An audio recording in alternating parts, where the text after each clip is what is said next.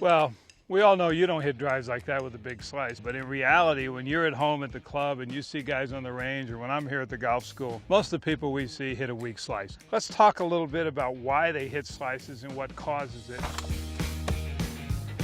I think a lot of it starts from the setup and from the way they take the club away. When you talk about amateurs, definitely a big gap in their game is consistency off the tee, proper setup, takeaway, just allowing themselves to make a good swing. One of the first things that you and I did when I went to work with you a couple years ago was to change your posture a little, because you had your head buried it down in here, you couldn't make a full turn. So let's see you set up to one in a good athletic position.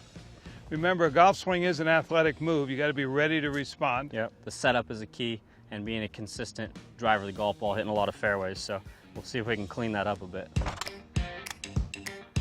If you can see, the lines are square here. See, his chin's up off his chest to get good posture. Now from here, see this move that Rickie made right here? This is one of the biggest changes that we made in your golf swing a couple years ago. You used to take the club outside your hands going back, and I see that a lot in the average player. So we had you go there. You've actually incorporated that into your waggle on every shot. Yeah, just giving myself a feeling of where I want to go. The first movement off the ball is so crucial.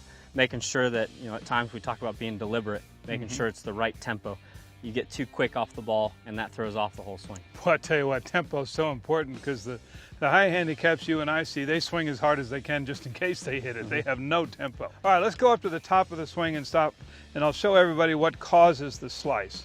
Okay, you're in a good position here. When you make a good swing, your weight transfers, your hands and arms just drop to this position. But the high handicapper or the slicer, they start with all their motion over the top.